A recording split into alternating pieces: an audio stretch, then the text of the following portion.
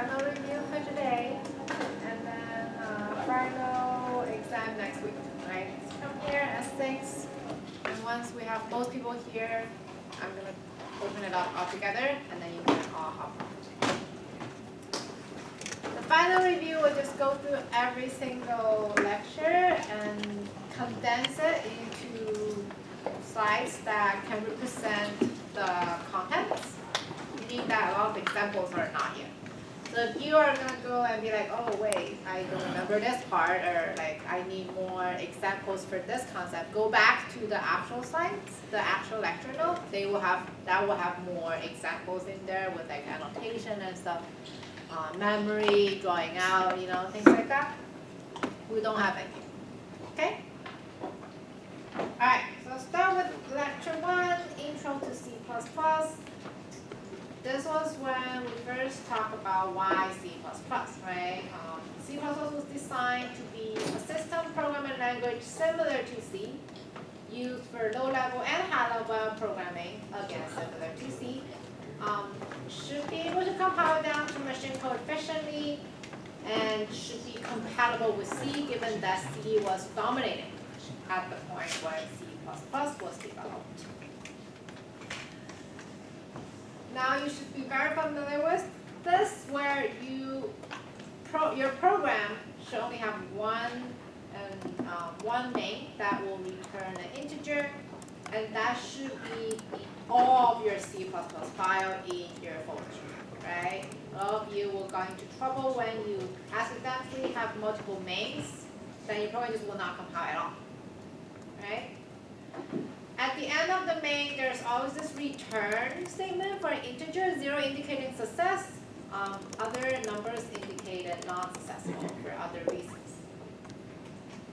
We then talked about what you do at the very beginning, include statement. Now you know more. At that time, we only talked about including libraries that other people wrote and included in the standard library of C++.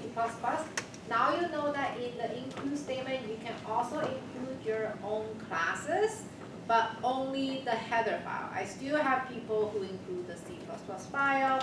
It may run in your compiler. If you use Visual Studio, it will not compile on VS Code. Okay?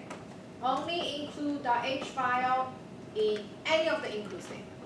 Right? If you're including anything that ends with .cpp, immediately remove that.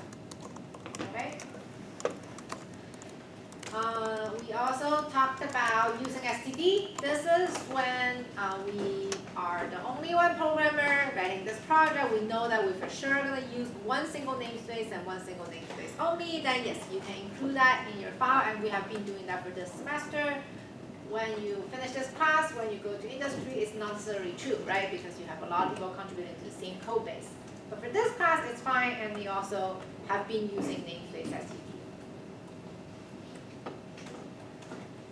When we first talked about namespace, we were not aware of classes yet, right? We were only talking about namespace of the naming of functions, classes, objects, and so on, variables, right, and so on, so that you will not have conflicts of naming convention. The default namespace for C++ is global. And we also talked about how you can jump in and out of your namespace or jump out of it to a global. That's also something that you potentially would find useful when you go to bigger collaborative projects. You will find that you may be jumping in and out of scope quite often. Right? All right, finally, we went over the steps of how your code actually being run in your computer. You first start writing your code, that's the edit, and then the preprocessor happens first. Preprocessor is where the program runs automatically before compiling, which will then include files that you need, text replacement that may need to happen, templates, right, that need to be generated, and all those will happen. Once you have the complete code that's generated by preprocessor, then you compile, right? Because you want to compile the code that will actually be run.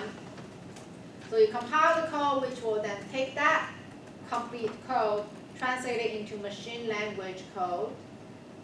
And the next step is linking.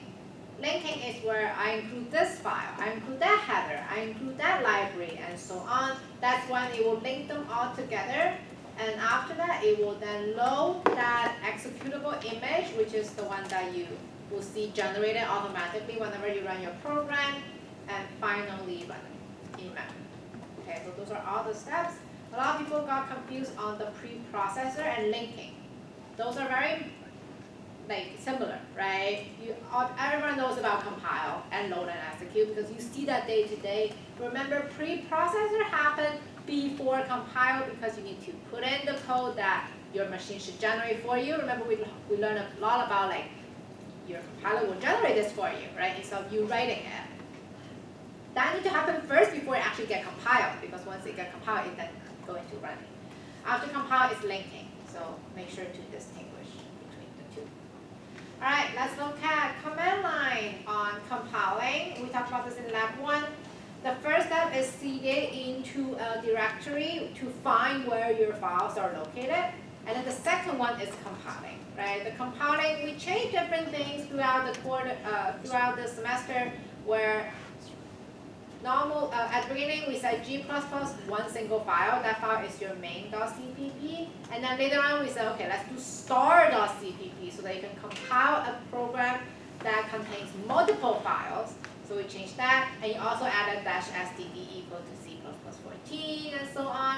So all of that happened in here, in the second statement, where you're compiling different files into an executable image, and finally load and run it again. Okay? We talked about debug, the second lab, where when you debug your code, there are 6 different actions that you can take. One is, first of all, before you debug, you need to have a breakpoint. A lot of people forget about this, right? When you debug, you're trying to have your program pause at somewhere so that you can do line-by-line execution. So you need to put a breakpoint so that you know where to stop. Then at the breakpoint, you can then either continue to run to the next breakpoint when you're done debugging the current breakpoint, or you can do line-by-line execution to run one line at a time. If you have functions or loops inside one line, if you do step over, it will finish that line, go to the next line. If you do step into, it will go into the function, meaning that you can then debug the function line by line again. If you're inside a function and you decided that you're done with debugging this function, you can step out.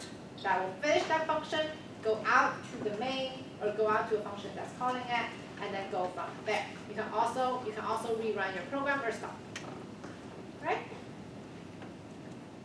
All right, second week, input and output. We have input and output separately, but I'm just going to review them all together. They're all in IO stream, right? Input, output stream. Everything's in there. We talk about CN, and then we spend like a week on it, and then we talk about CI and line. Just going to review them all together. CN, right? In std namespace, it is an I stream. 3 steps. It reads from the terminal. It transmits whenever you press enter. And then it do what we call parsing, but it's actually a storing, right?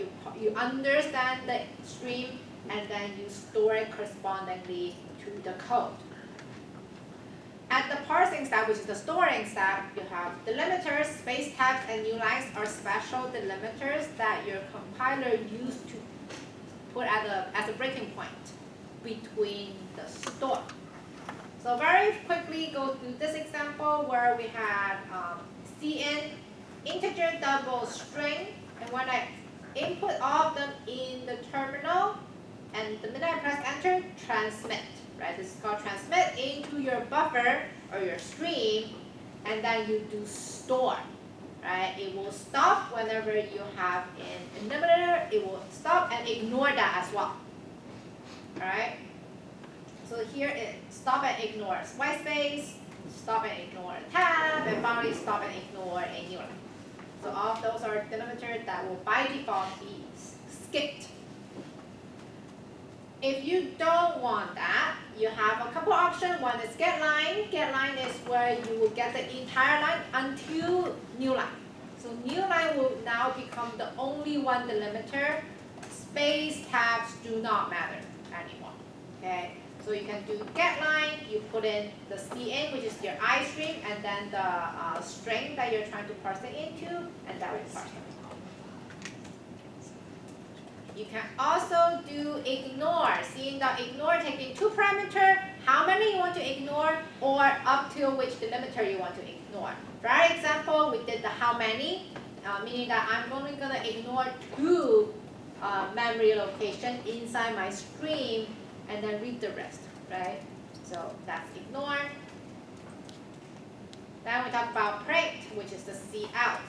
Inside cout, we specifically talk about the difference between new line and end line, right? That is where the behavior of flushing happens in your stream. When you print out different things, when you have a new line, you just insert that new line character into your stream. But when you do end line, it will flush as well. Okay, so that's the difference between the two. In addition, we talk about cin.get and cout.put. This is when you want to manipulate one cell at a time in your memory, regardless of all the rules that we have in CNS. Right? Simple example to illustrate new line and end line. When we have hello, it will go in there, and when we have word end line, it will first put in a new line, then it will transmit and flush. Okay, that's end line. But if I have just by with new line, it will not run transmit and flush until the end of the program. Right, so that's the difference between the two. Other ways to flush, if you don't want to use end line to flush, right, you can call cout.flush. You can insert this flush from std to flush. You can also, when you are reading from the cin stream, and cin, because cin shared a buffer with cout, cin will flush the content before making a change to it. Okay. This is also kind of a corner case. A lot of people got confused about this and be like, wait, how do you, which one switch to what, flush what? You know, make sure it's one way. Only when you are switching from cin to cout, you flush. Not the other way around, right? People normally take input and then print. That's why it will implement the flushing. And yes, at the end of the program, it will flush everything, right? Everything doesn't clear out, so that's pretty straightforward. All right, at the end, we also talk about manipulators, right? There are four here. We have set position or position, right? Different ways that you can do it. When you do set position, it will tell your cout how many digits you wanted to use to represent the number. If you want that precision to only be set at the floating point, you need to have the fixed. The fixed keyword is what makes sure the precision are set after the decimal places. You have width, right? Width does not consider decimal or not. It just like how many letters or characters you want me to print. You can do cin.width or cout.width to set the constraint on width for input and width for output. Similarly, you can do set w, which is set width, and this is not in cin, it's cout, this is in std. Right? Similarly, on the left and right, both are from std as well. That is where you can specify, do you want your output to be left aligned or right aligned? So those are the manipulators that we covered. Yeah? I know I'm going really fast. This is not where I am trying to have you learn them at the point, right? It's trying to have your spot check, right? Like, oh, like this, I forgot. Or then you can go back and refer to it. All right. Next up, files, F stream, right? We talk about IO stream and immediately we jump to F stream because they're both streams, very related. The contents are very similar. Then why do we have file? Now we already have IO stream because IO stream are not persistent. Your files stay on your hard drive, stay on your computer. Even when your program is all done, you can always go and retrieve it and read it and write to it, right? So files are important when you want your data to be persistent. C++ does not consider that as a file.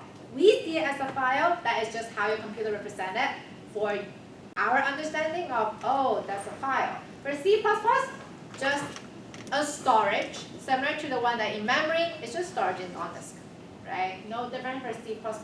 Therefore, the syntax for you to interact with file is exactly the same as you interacting with streams.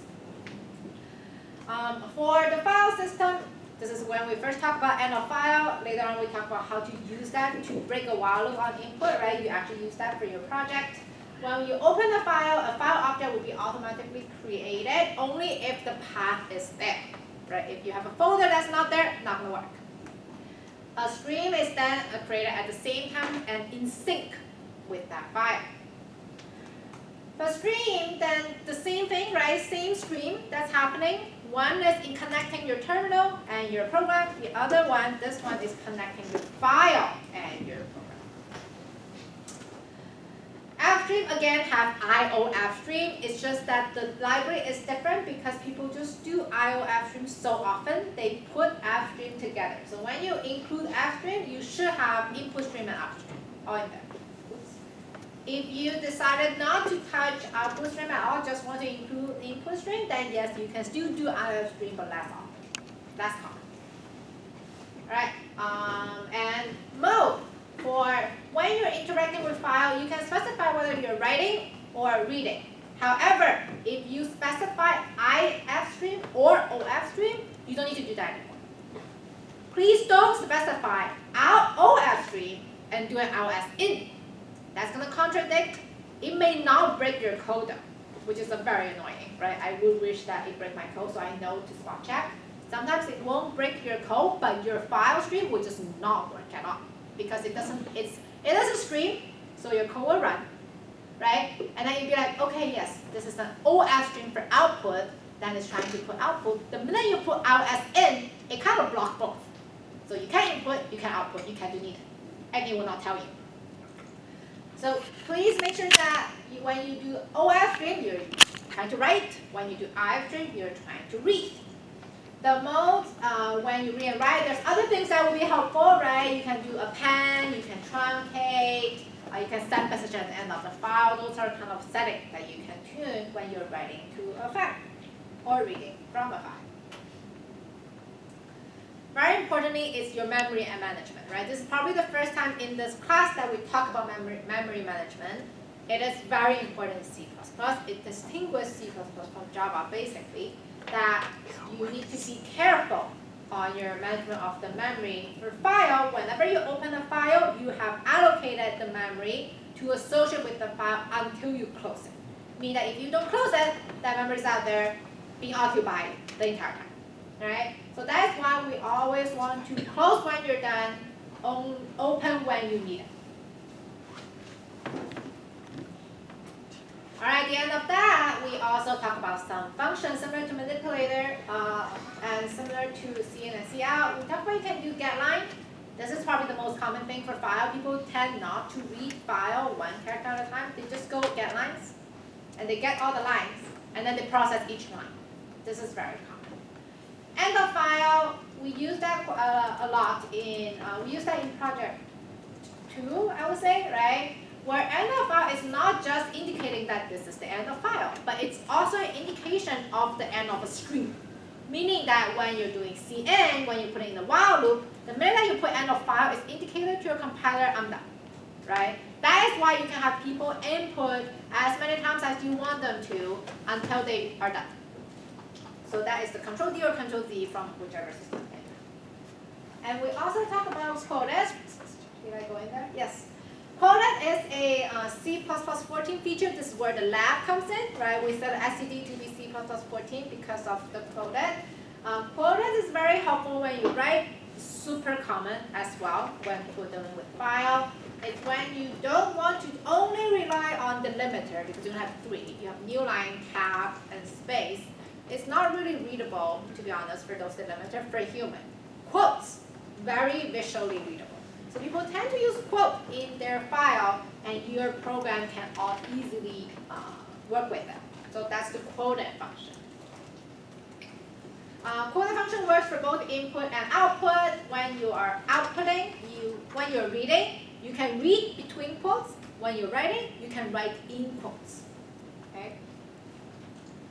All right, that was that week. Next week, functions. This is the first time we talk about prototyping, right? And then you realize, oh yeah, like this is not just for function. We have class and we have declaration, definition, split it everywhere. But this is when we first introduced this concept of we prototype, we do not define. We declare, we do not define, right? When we talk about function, the part that you use for declaration are return and function signature, and you put a semicolon right after to close it up. You don't do any definition. For definition, that can go somewhere else, that can go later, but with the declaration, you can already run the main, right? Now let's look at function parameters. That's where we spend majority of the time on function. We initially talk about 3 types. Pass by value, where you make a copy whenever you pass. Save, because you're making a copy. You're manipulating a copy, you're not touching the original one. Expensive, yes, if you're copying a huge object, right? Your memory may not even stand for it. Pass by reference, cheap but not safe, because you are passing the original variable from either your main or from your class to a function, and people can directly change the parameter just as if they are changing the original variable. However, because you're not creating any copy, it's pretty memory efficient, right? Pass by pointer is similar to pass by reference. The only difference is that pointer can be reassigned, right? We look at polymorphism, so you see now that when we pass in the pointer, we can have it point to different things at different times. With dynamic expanding, it becomes very useful, right? So that's the benefit of pointer. But when you're just looking at passing by parameters, reference and pointers are both the cost-efficient but not safe option. Then, later on, we added constant reference to fix that issue. And now this, are the most popular things that everyone uses now. Because oh, okay, that's safe and that's cost-effective. Why would I not do that? Constant reference is where you cast a reference, meaning that you're not creating a copy, to be constant, meaning that you don't allow it to be changed. Right? In that way, you get the benefit of both. But yeah, so I just put it here when we review, because you all know about this already. But when we talk about this, we didn't cover this until quite later in the class, right? But yeah, those are the 4 types now when I put them all together. Function pointers. We talked about this, but we did not practice it. This is still very important content because it's kind of confusing when you look at the syntax. You have the return type first. You have the pointer name in the middle, and you have the parameter at last. The reason being that when you are having the pointer name here, it is representing where a function name would go. So when you pass in the function name as is, it will just be a very simple string replacement. Remember where we talked about compiling, string replacement happened first? This is where that happens. So if I simply just replace this parenthesis with dog, it's just void dog parentheses, right? That's why it's in the middle. I know it's confusing, but now that you understand why, it should be pretty straightforward, right? If you want to add parameters, go for it. Nothing changed. Make sure the pointer name for your function is in between your return type and your parameter list, right? All right, function overloading. We can have multiple functions with exactly the same name as long as they have different numbers of parameters or different types of parameters. Compiler use those to identify function. We actually talked about that, which was an optional content, where how does your compiler encode those functions, right? I showed you those. Just because your compiler encodes your function using function name and also the parameters, therefore it can unambiguously decide which function you're triggering from. Right? So for a function that's called sum and that takes in different numbers of parameters, you can simply write all of those as the name sum. Depends on how you trigger them or how people run them, your compiler easily distinguishes which one you're trying to run. The reason that people want the same name for some functions is because it just makes sense, right? When you're adding something, it is sum. Well, adding 1 number, adding 2 number, adding 3 number, how are they not all sum?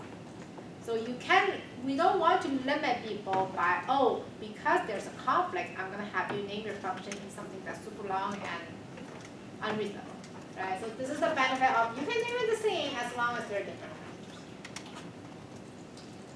Another thing is inline function. People got this wrong a lot as well, where inline function is just us as a programmer trying to communicate to our compiler that there's a potential for your compiler to save it, to save time when it runs. That's a request only. That's an information communication only. Your compiler can totally ignore it. Compiler is the one who ultimately decides how to optimize your code at runtime.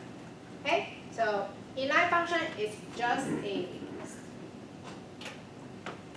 All right, default arguments. When we first talked about default argument, it was really straightforward. It's just function, parameter with default value. Now you know that when you have classes, it has to go into header file. It has to go at declaration time. Otherwise, your code will run, it will not work. Okay? And a lot of time when people hear, oh, my code doesn't work, they put in the optional parameter in there to make it work. No, that's because you didn't define default parameter in header file. It has to be in your declaration, not when you define. Okay? This is another thing why people miss it a lot, because your compiler does not care. Right? Compiler will be like, okay, well, I'll run. It won't work, but I'll run. It won't error out. So you have to be very careful when you run. Here's the default argument example. Another thing that's important here is the order, right? Your default argument has to come after the required arguments. We have an example in the slide to show why, but remember that the order does matter. Okay. Yep. All right. That's function. Next, templates. When we first talk about templates, the reason that I have it right after overloading because it's kind of related. The things that you can do with overloading is quite a lot, but it requires a lot of duplicated code. Sometimes that's required, right? The next project, I immediately ask you to do an overloading and a template, so you know that, oh, for this scenario, I can only do function overloading. For this scenario, I can do templates. Can you use overloading for templated file? Yes. It will look like this, right? Where you have exactly same function over and over and over again, just with different types. Will that work? Yes, it will work. Is that how you want to write code as a software engineer? Probably not, right? That's why templates are helpful. Templates is when you want to only template out types. Template only work for types.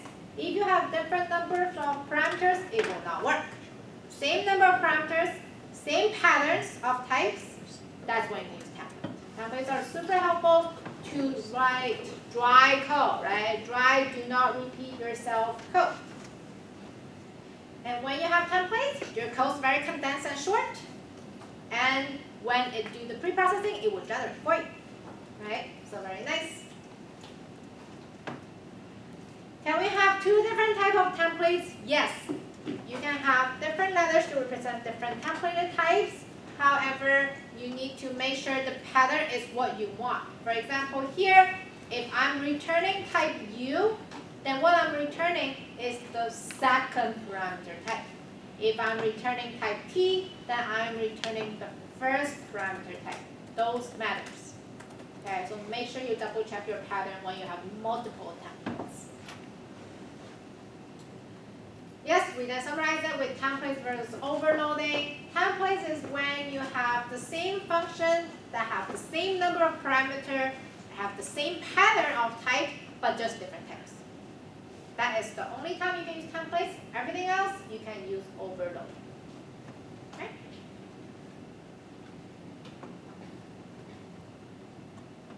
Here's a demonstration of when you have to use overloading. It's when your functions are defined different.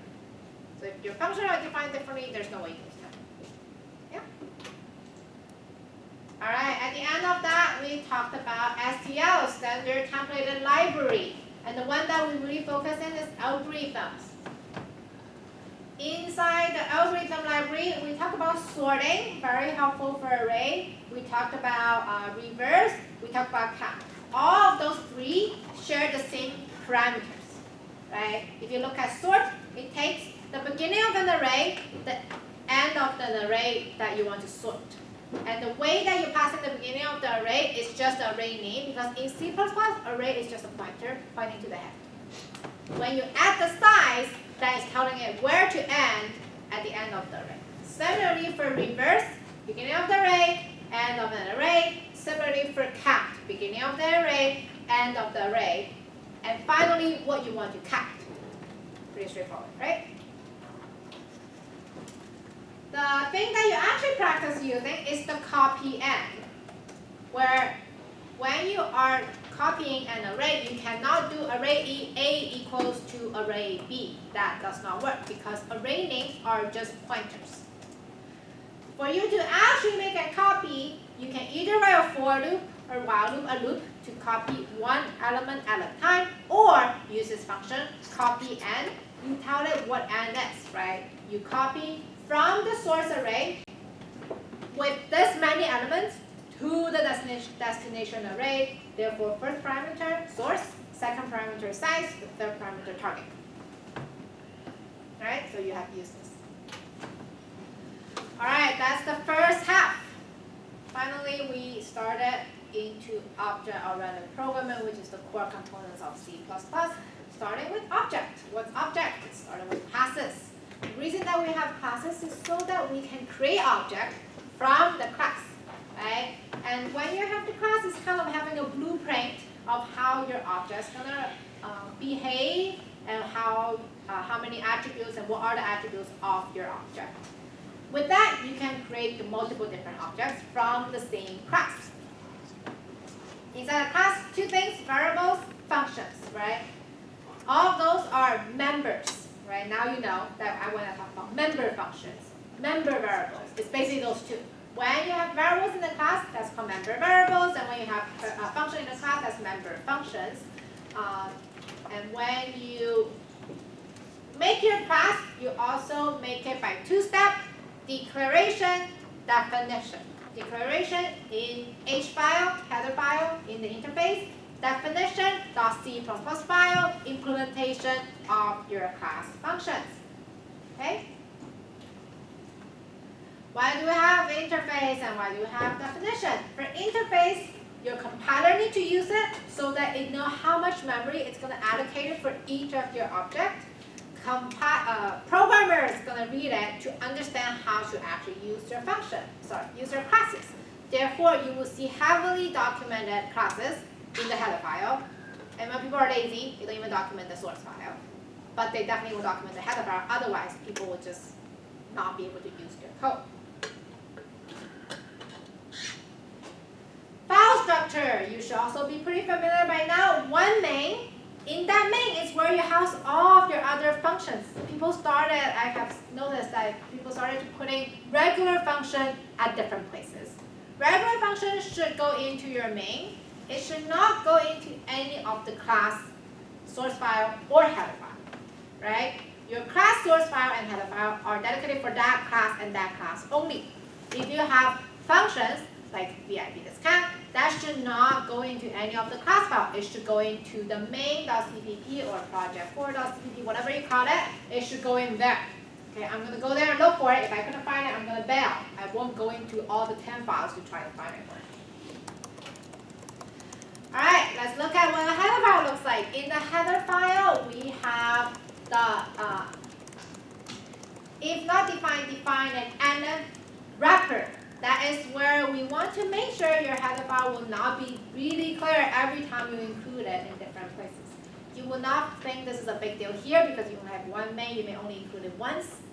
In other places, it's such a big deal because your classes, if you write it very nicely, will be called at many different places. Then other, when people start using your class more and more because they're like, oh, this is a well-defined class. You know, like people just start using it. But if you don't have this safeguarded, their memory is going to become an issue and they'll be like, oh, no, never mind, I'm not going to use this. By the way, people do not go into your code and modify your code. They just bet. A lot of the time when people write code, you'll be like, oh, this is a bad class.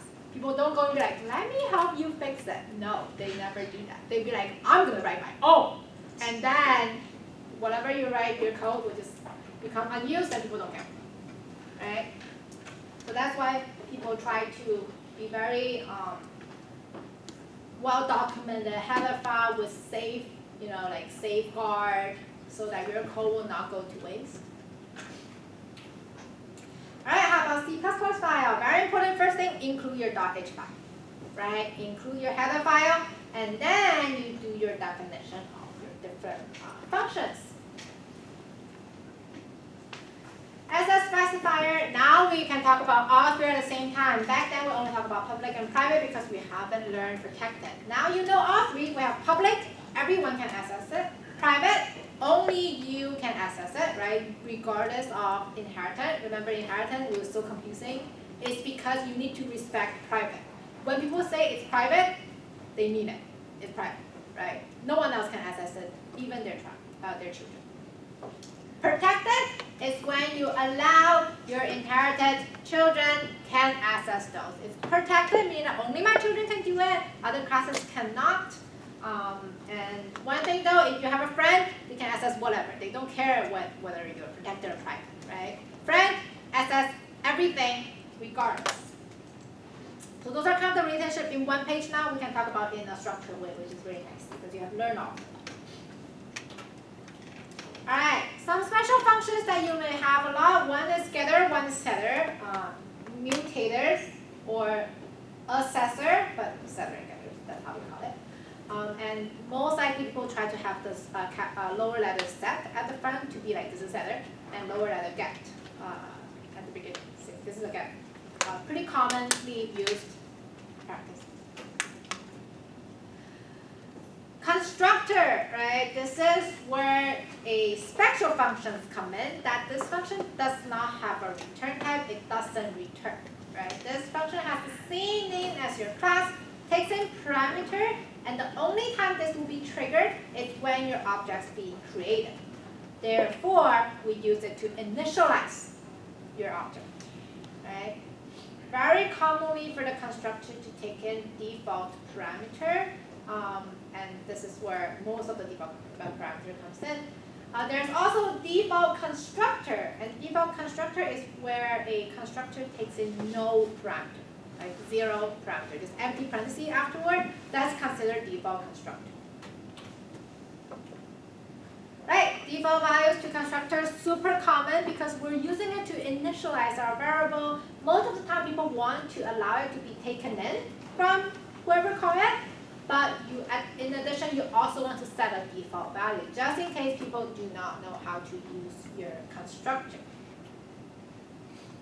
On the other hand is destructor. Destructor is triggered in the reverse order of constructor, and it's automatically triggered when your objects jump out of scope, right? Now you know more what's out of scope, right? Function out of scope, loop out of scope, class out of scope. Anything when you have things out of scope, the constructor being triggered automatically in the reverse order. One thing about the constructor that I listed here is that, oh, this deconstructor is going to clean up all my memory for you. No, that's Java, that's not C++. Okay, in C++, you have to manage your own memory. Whenever you have a pointer, point to something that has an array, your destructor will remove that pointer for you, which is not helpful because you lose access to a memory and it's still there, right? So make sure when you have new object pointer, you go into your destructor and clean it up. Otherwise, we're going to cause something called memory leak. Here's an example, right? There's our constructor of a count. We have the parameter that takes in with default value. We have destructor with the tilde at the front, same name as your class. And destructor do not take in parameter. Your destructors in general just no parameter. Okay?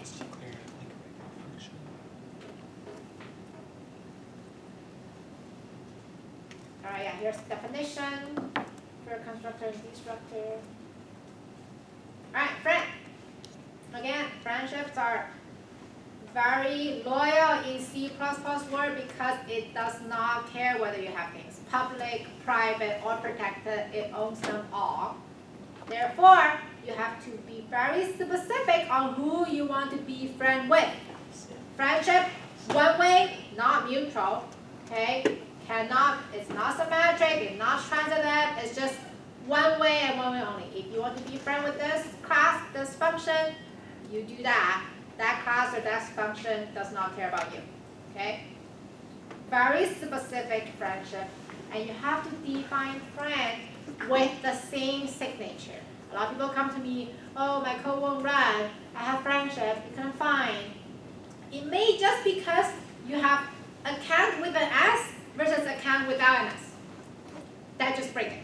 Because friendship is so powerful that you have to exactly match. Same name, same parameter type, same order, same return type. Everything's the same. Then you can do friend at the very end. Okay?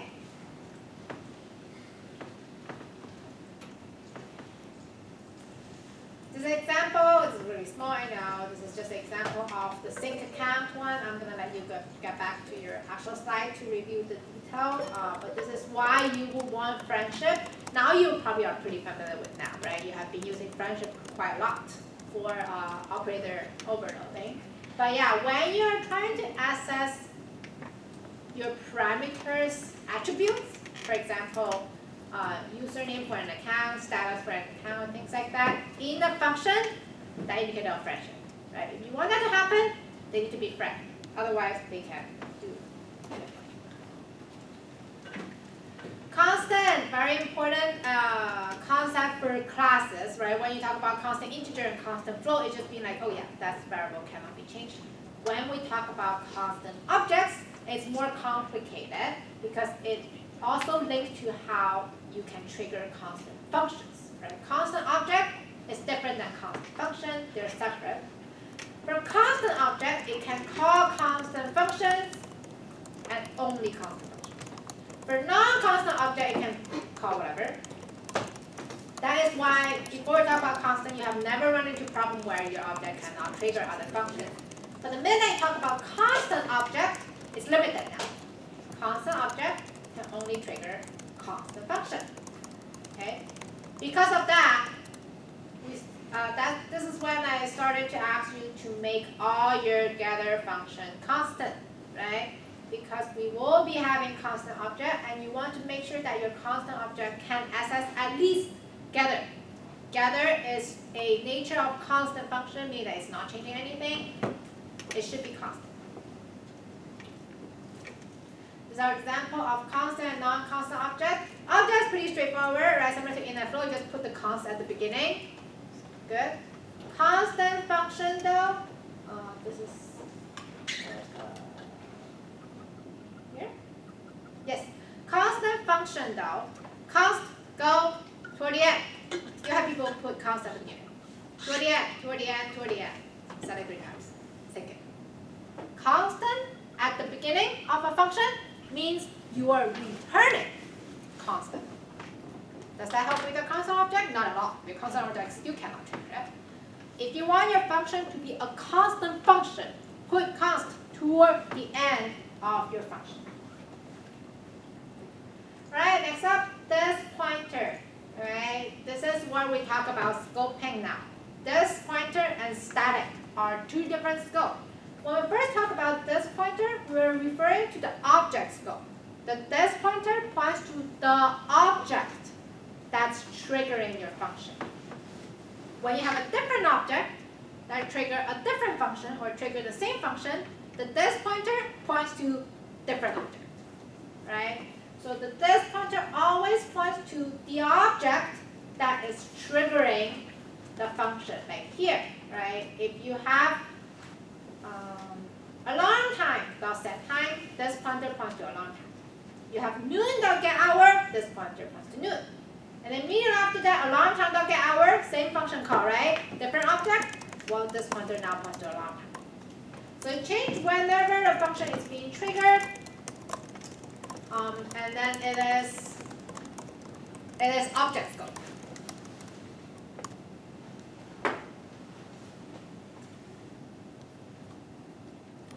Because it is object scope, meaning that now you have a way to get the object.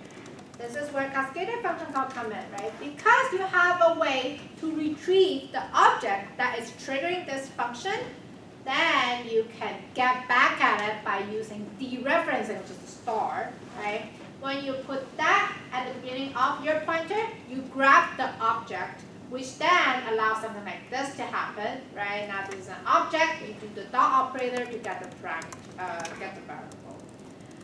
That's not the reason that we have that. The reason that we have that is for cascaded function call, right? The reason that we want to dereference the this pointer is so that we allow cascaded function call.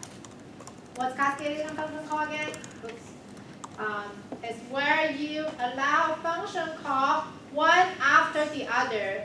This is only possible because your function returns the object itself.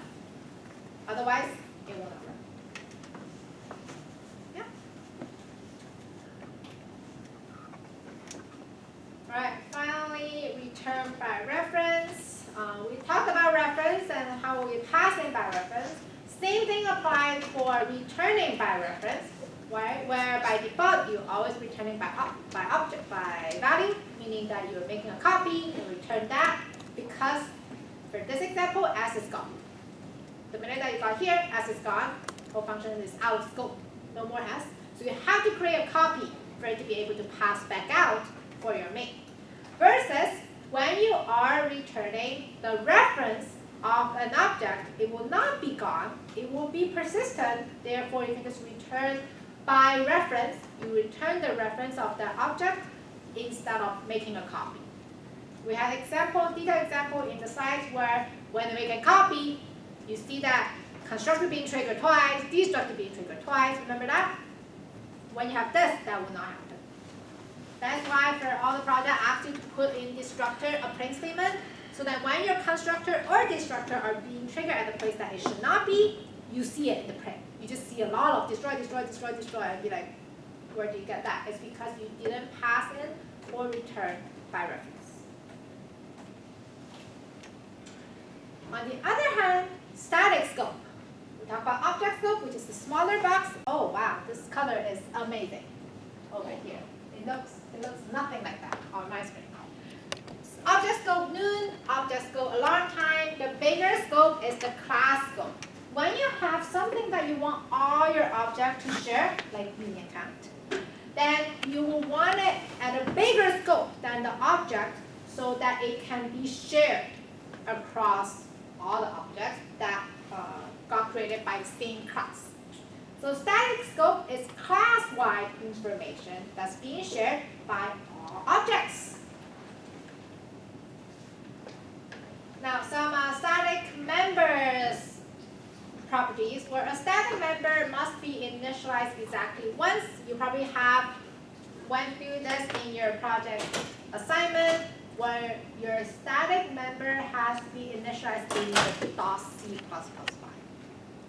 Right? When you have declared in the .h file, if you don't have it in your source file, your code will not compile.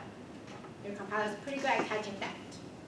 But you need to realize when your code will not, doesn't compile, it's because you forgot to define your static variables. A fundamental type static member initialized by default to 0. I found it super confusing, so I always initialize by variable, but in C++ it does get default to 0. So if you like to not put the 0 there because that's your style, go for it, that's fine, right? A constant type static member needs to be initialized explicitly because it is not fundamental type anymore. You have cast it as constant. A static function can only be, yes, accessed by static variable. This is very similar. I can only access static variable. This is similar to the scope that we talk about. When you're in class scope, stay in class scope.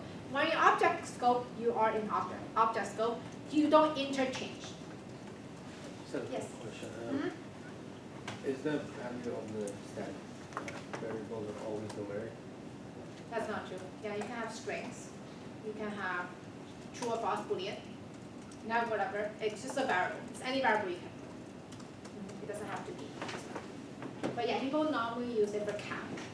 That's the most common use case. But you can have it whenever. It's just a variable. You can have it however.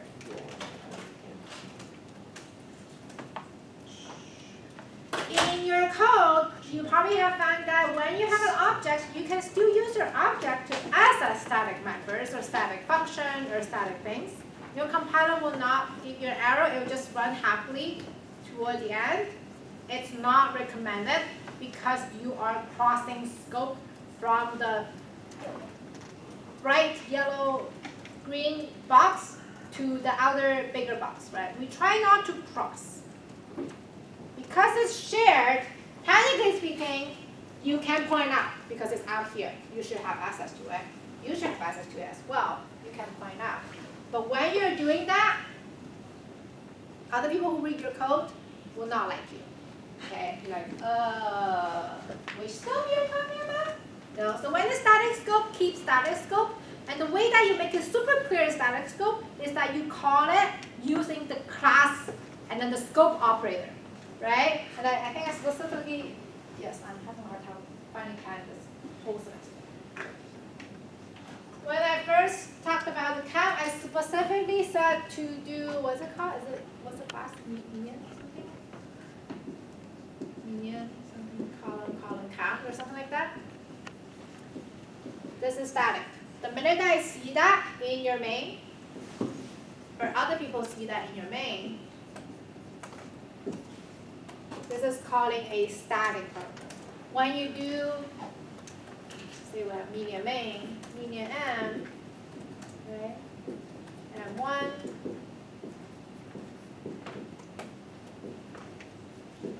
by default, people assume this is object scope.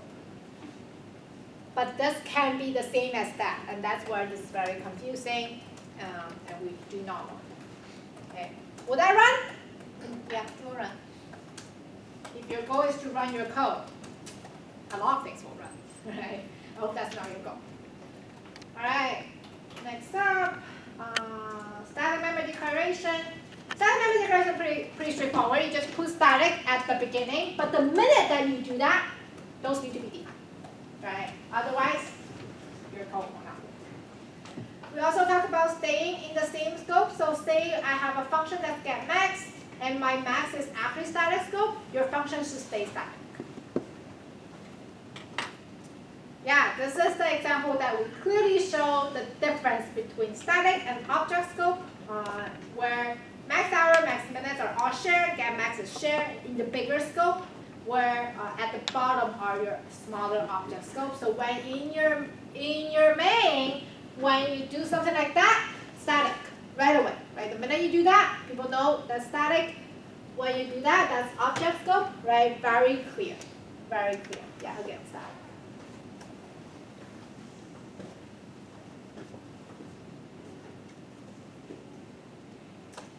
How do we use static? Now you already know this. The count is the most common way for people to keep track of how many objects in there. Other than that, constants, also very common. Right, like the hours, the time object that I was showing, max hour, max minutes are the constants normally that people have for how you define a time, right? You want it like 36 o'clock, or like, what is that, right? So you want something that's limited, so the constants are also pretty common for them to be static. But yes, remember to declare them, otherwise, remember to define them, otherwise your code will not run. This is something we also didn't practice called template with classes. Very similar to functions. However, because function allow overloading, class does not allow overloading, you have to have the type specified when you trigger it. Right? That's the only difference, is that you need to make sure when you are running different templated class, you have the type in here. And in the slide, we have the example to show what if you don't and why it doesn't work.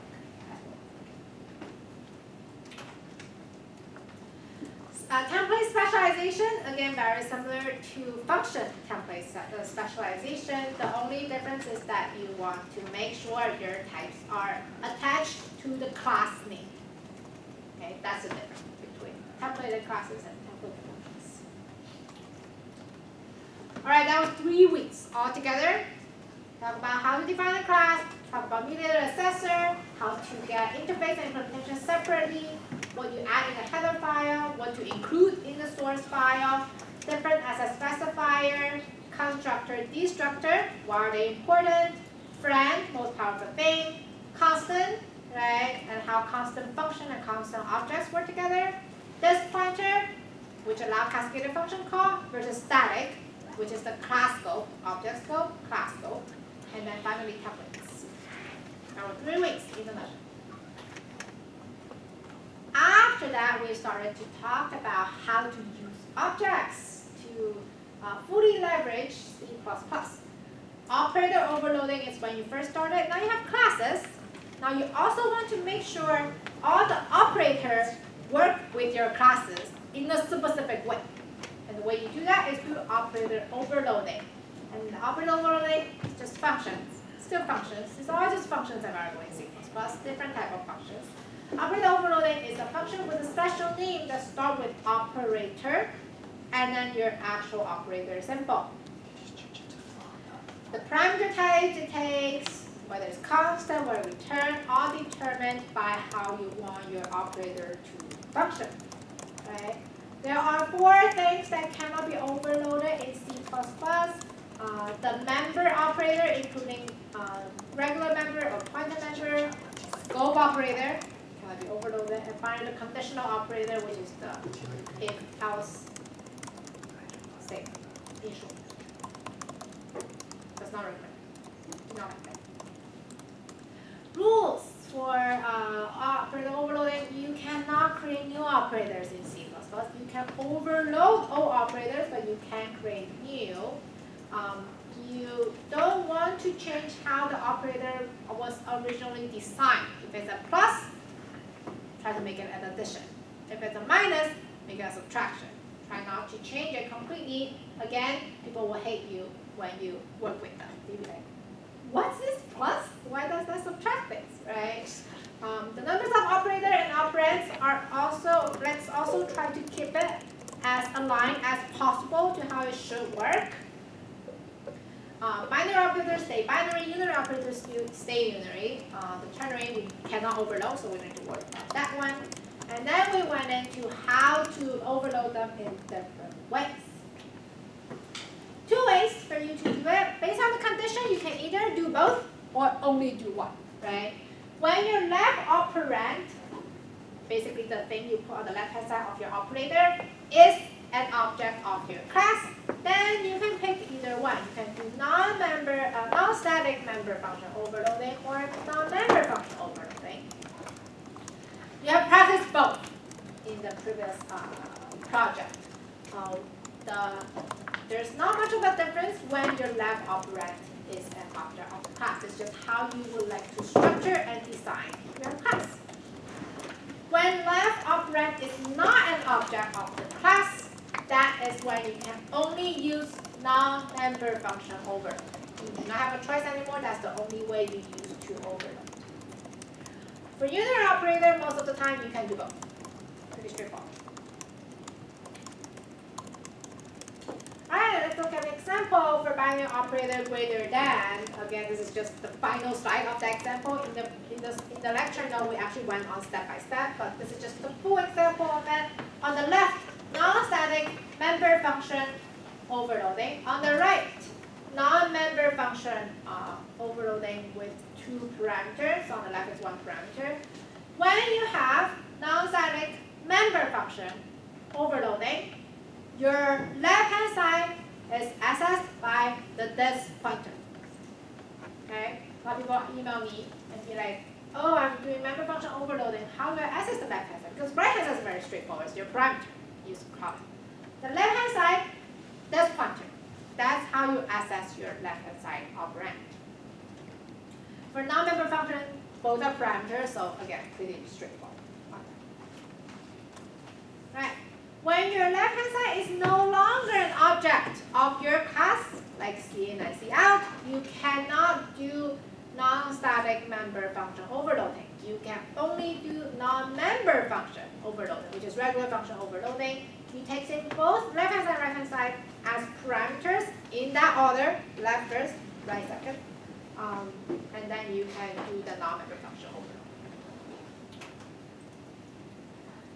Unary operator, you can do both, right? Either non-static member or non-member. The only difference is that because it's unary, so when you do member function overloading, it takes no parameter, 0 parameter, empty parentheses. When you do non-member function, you take in 1 parameter, which is your operand. So that's pretty straightforward. Special case that we talked about, pre and post increments. C++ try to be really smart on how to distinguish pre and post increment by adding in a dummy integer, and they call that dummy integer.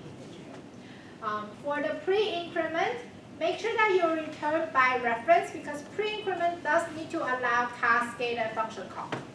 Okay? Where post-increment, you don't need to allow it, so just regularly return by value, it's good. Make sure you have the dummy int in there, so to indicate that's post. The different implementation about between them, pre-increment, because it needs to allow cascaded function call, return stardust at all time, right? Inside your function, you increase however you want on whatever attributes you want, but make sure you return stardust. Post increment, you do not return stardust. You make a copy before you change anything, and you return that copy, right? So that's clear.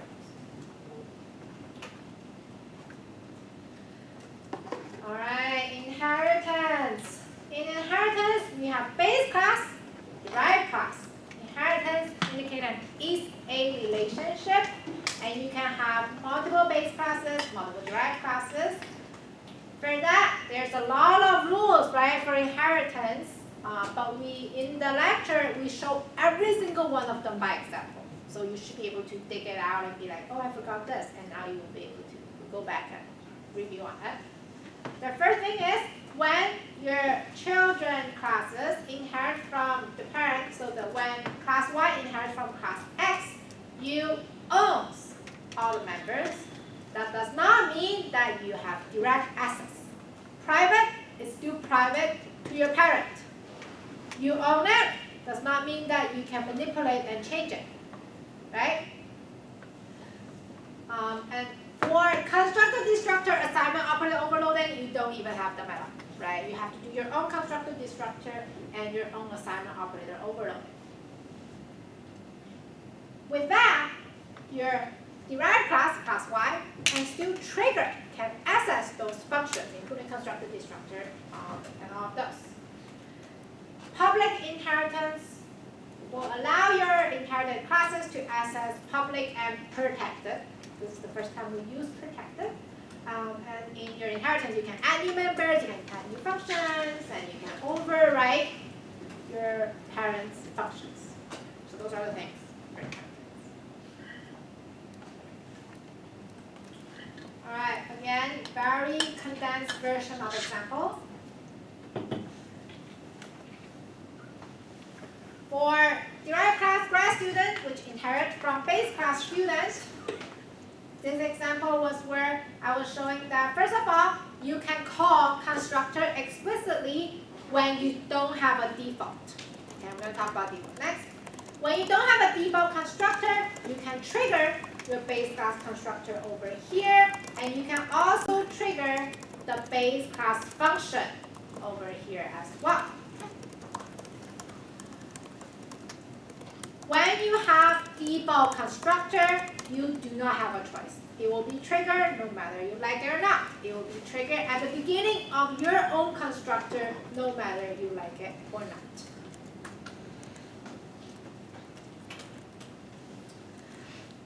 Whenever you have inheritance, people tend to put things in protected, right? Instead of private, unless there's something that you really want to keep it private, that you don't want your derived classes to be able to directly access it, then sure, you can put it in private. But you will see that ever since I asked you to start doing inheritance, I started to ask you to put things in protected. And yes, we have single and multiple inheritance. Single is where you have one single base class, multiple derived class. You could also have multiple base classes that got into one single derived class, right? Something like this. Now the way that you inherit, the order that you inherit does matter. If you inherit student class first, and then you inherit account class second, then the way that your constructor being triggered, which is in the slides, are going to follow that order. Your default constructor will have student trigger first, account trigger second. Okay? 3 types of inheritance: public, protected, private. The difference is that when you inherit something over, do you keep it the same or do you change it? For public, you keep it all the same. Public stay public, protected stay protected, private, you don't have access. Protected, when you inherit it over, you change it all to protected for your own. Right? So public is protected now, protected stay protected, private, no access. When it's private, then you take it over, you change them all to your private, meaning that you won't let your grandchildren to do anything about it. So public become private, protected become private, private, in a sense. Alright? With all of that, let's set up the ground for our eventual goal, polymorphism. When I talk about polymorphism, it's when your C++ can let you handle a set, a family of classes at a time. Because of that, we then talk about pointers and references, a review of how do you access your classes. You can do by value, by pointer, and by reference. The one that we use specifically is by pointer, where you have a pointer of your base class, and that can point to your derived class, not the other way around. One way and one way only. So this is an example when you have a grad student pointer that tries to point back into student, will not work. Now once we figure out the class pointer, we then talk about binding. Static binding, dynamic binding. By default, it's always static. Default for C++, static binding. What does that mean? Static binding is when, at the time that you create a pointer, it binds everything when you create the pointer.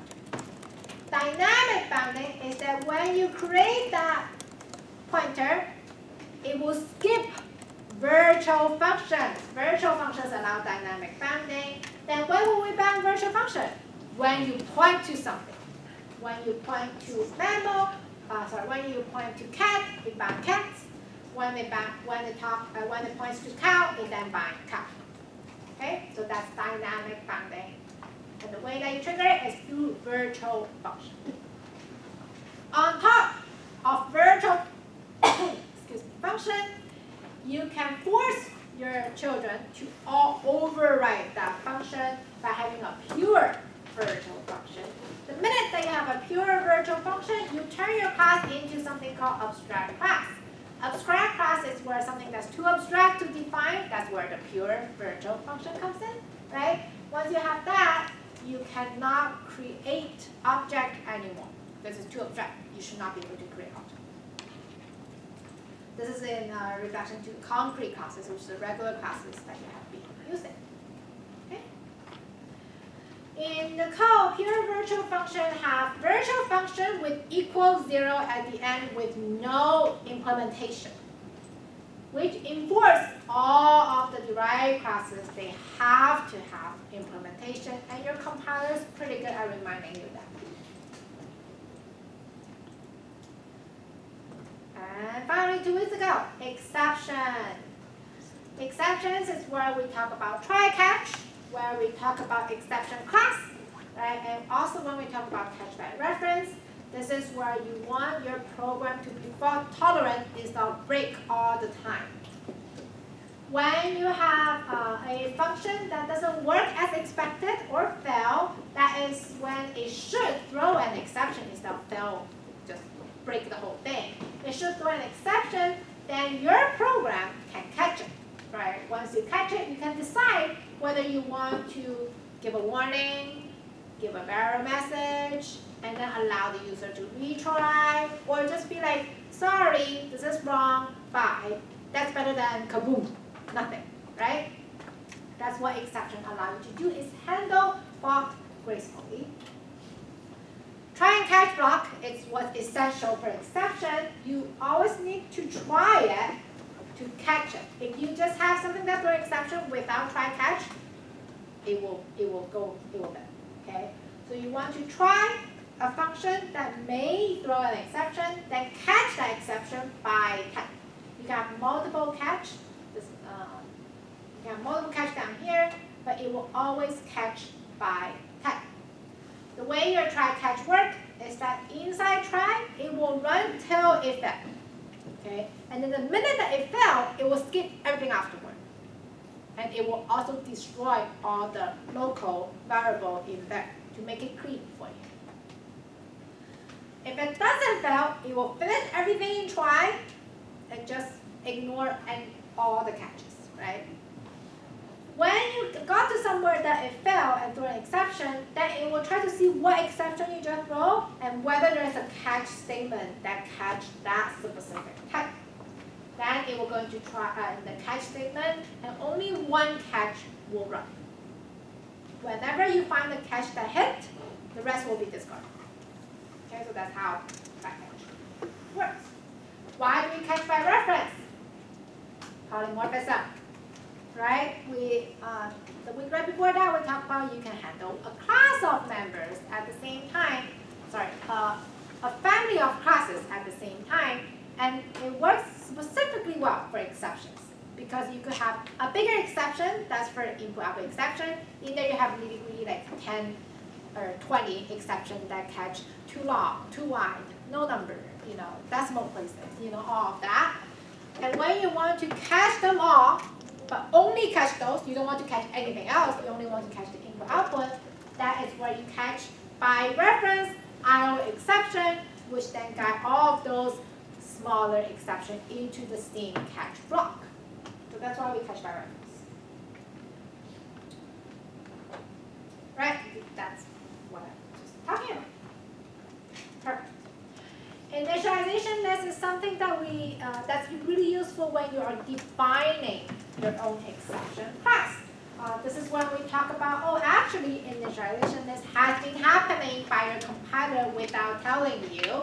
But now that you know that every time you have a new variable in your class, your compiler will append this definition, right? Declaration, definition, by default at the end of your constructor.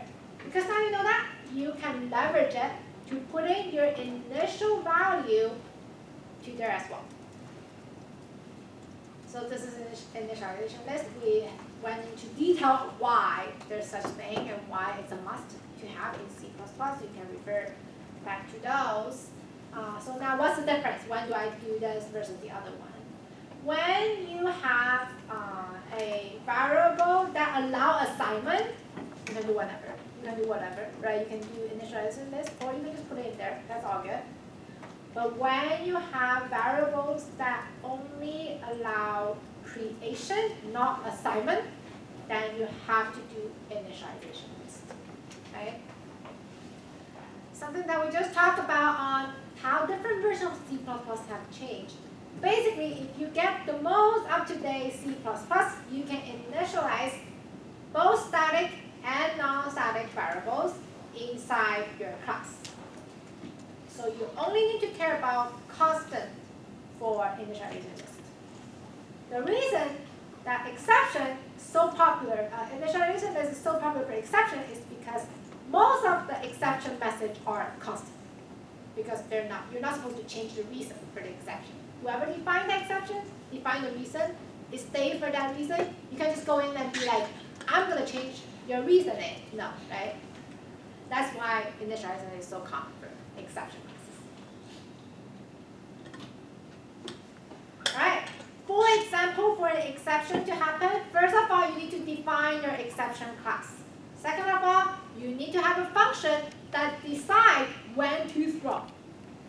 And finally, your try-catch block. You have to have all three, right? Define your exception, throw your exception, and catch your exception. A concrete example for that using division by zero, right? My exception is defined called division by zero exception. My function is called divide. And when my denominator is zero, I'm going to throw. And finally, out there is my catch. I try this. If it fails, I'm going to catch it. And here I illustrated how you allow user to redo it and redo it until you decide. that's exception. Exception with parameters is the last bit where if you want your exception to have parameter, you have to add it throughout. I think this is something that we ask you to practice in the final project. Is that you need to pass in the parameter into your exception that can help your error message to print it out nicely. That's all for this semester. Went through so many things. I'm so glad that we can all summarize it in an hour and 30 minutes. Next time you take this card, just come to this one and you can get them. Yeah.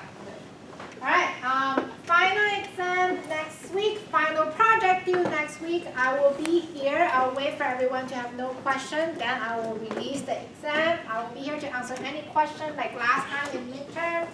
And then make sure you submit your final project before the deadline, please. Because otherwise you're going to send me tons of files and I will lose them, I guarantee you. Why? So please send them through Canvas as soon as possible. All right?